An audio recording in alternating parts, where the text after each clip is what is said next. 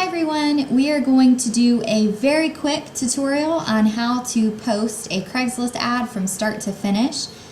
And as you can see, we are on the Craigslist homepage for a specific city. Of course, you always want to post in your city or the city closest to yours if you don't have one.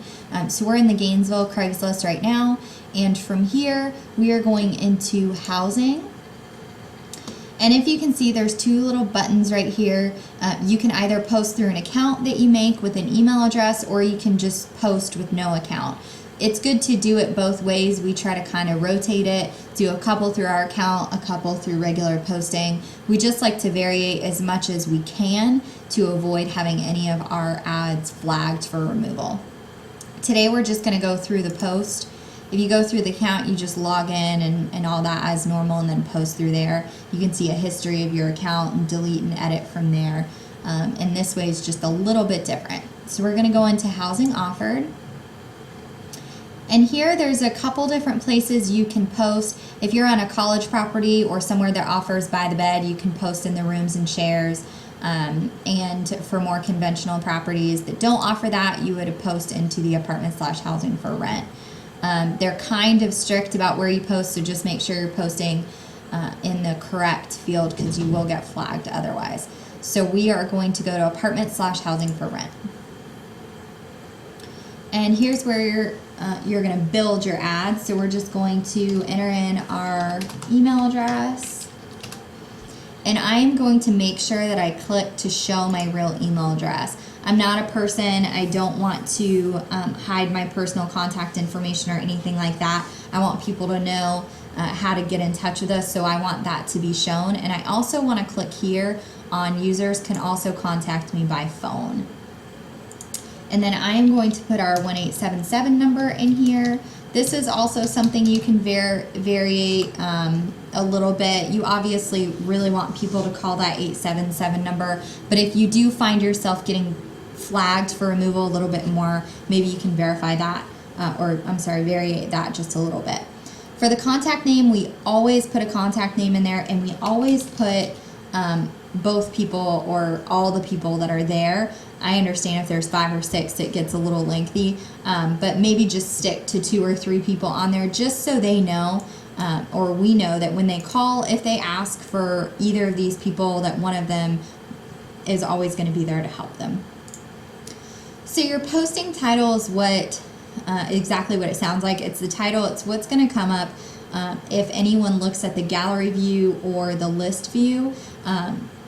So you want to put, something that grabs their attention, something that sets your ad apart from someone else. Here we like to put little symbols and, try to match a little saying with the symbol. You can actually Google Craigslist symbols, and a good website is this one right here. And as you can see, there are tons of them. You can do arrows, come here today, or there's just so much stuff on here, little stars, and they have a little example up top just to show you kind of how it comes out, and how to put it into wherever you're typing it into. So for me, I am going to come down here and do the light bulb. And where did my light bulb go? Here it is. So I'm just going to copy this little code, if I can. There we go. And I'm going to paste it into my title. And I've actually already done it. So I wanted to match to my little light bulb, so I talked about an idea. And then I put the light bulb again at the end, as you can see.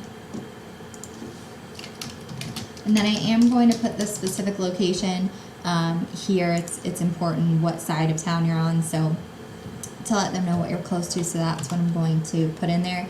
And then Craigslist now requires you to put in a postal code, so I'm going to put that as well. When it comes to the body of the posting, this is where the meat, if you will, of your ad should be. We like to, in our downtime, kind of create templates. So each leasing agent, if they've got a couple minutes, they'll create a new ad template that they can just grab the next morning and put into Craigslist. So you know that if you're crazy busy, you can just copy and paste that template that you made the day before and put it into Craigslist. So another great reason why we do that is actual Craigslist doesn't really give you very many options for formatting. So when you do them in a Word document, which is what I'll show you, you can do a lot more formatting. So for instance, we put like HTML stuff in here, but we also put these little dots, which I don't believe you can get in Craigslist and all of that. So it just makes it for a little bit more of a visually appealing ad. And as you can see, we also have our SEO down here, so we don't have to look in a different place for it or anything like that. So I'm just going to copy this whole ad, or this whole template, and I'm going to paste it right into the body. And you'll be able to see what that looks like once we go to actually publish the ad. So they didn't used to, but now Craigslist requires that you put in a price. So we always put the lowest on there just to attract as much traffic as possible, and then a bedroom size. And you can, again, kind of variate these. We try to post them with all different stuff. The open house date is kind of a cool little feature that they've added. So we are going to put the next 3 days in a row, because we are open for the next 3 days in a row. So for instance, if we were posting this on a Friday, we would make sure we put today, tomorrow, and Monday. So they could just see right away from here that we are not open on Sundays. I always want to click if dogs and cats are okay. I know that's a big thing here. We also offer furniture, so I'm going to click there. And then we also have wheelchair accessible too. So we just want to click as many things as we can to generate the most attention to our ad. And then this is the little map capability down here. This you want to use sparingly as well. It's kind of a little something that can make you seem a little spammy as well. You only want to use your map capability maybe like once or twice every 5 or 6 postings. The reason being is you can actually search by location on Craigslist, so you can choose the map search way to search. So it'll show them a map, and if you put your street address in here, it'll actually put a little pin on your location. So you don't necessarily want someone looking at the map and seeing, 50 different pins on your location. So you kind of just want to keep it to a minimum for that, but you do want to use it occasionally. I'm actually going to put private bath as well, because we have that. And then I'm going to continue. And it asks you for the map again. I'm just going to skip over this. And then here's where I'm going to add some images. It is always a really great idea to kind of we keep Craigslist folders. The girls have their individual ones. So it's nice to have those pictures that grab people's attention, or that your demographic really likes. So for instance, on this property, our pond is a really great feature on our property, and a lot of people like it. So we always make sure we have great pictures of our pond. We also do these cool little collages. One program that you can use to get these are Smilebox. They create some cute little templates. We always use these just because they kind of give you a sneak peek of a couple different things on the property without actually clicking on the pic or the ad. So a lot of times we'll use this as our very first picture, and that picture will show up as the picture over your posting title if someone chooses the gallery view. So we like to have a couple of these readily available as well. So I'm going to click on this one and a couple of the other pictures that I like. And then they'll load in. You can actually load up to 24 images. I'm not sure if 24 is quite a good idea.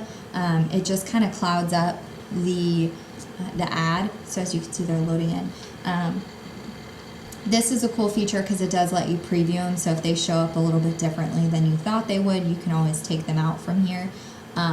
But what I was saying is 24 may be too many. We try to stick to anywhere between like 6 and 8. And don't get too many more of than that. So I'm going to click done with images. And here's my ad. So it's awesome. If you see, here's my little light bulb, and my little saying that goes along with that. You can see how the ad is actually going to look to the prospect. You can see we have available now. Dogs are okay, cats are okay, when our open house dates are. And then you can see this awesome formatting that we were able to do because we did this template in Word first. So that's really cool too. So from here you would publish it. I'm not going to publish this because this is actually an old template that doesn't really apply anymore. So from here you would publish it, and once you publish it, if you're going through just the post rather than the account, you will get an email, and the email will look like this. What's really important about this email is, one, this email is what you're going to use to actually publish your ad. So it's not going to publish until you verify it. Secondly, it's a really good idea to create a little folder in your email called Craigslist ads and keep these. These are the only way that you can go back and edit or delete your posting. So you have to keep this. It's a really great idea to kind of manage your Craigslist posts, Craigslist ads, and delete once they're older than about 2 weeks old. And the reason is you don't want somebody seeing a special that is 2 or 4 weeks old and, you know, referring to that and you having to tell them, no, we don't have that special anymore. It's also, I mean, even if it's not 2 weeks old, if you had a $500 special last week and it's now only $300, you want to make sure you go back and you delete that ad. So the only way you can do that is if you keep this link. And so that's it. There's how you post. I hope this helped. If you have any questions at all, as always, just contact the the training department. And have a great day. See y'all later.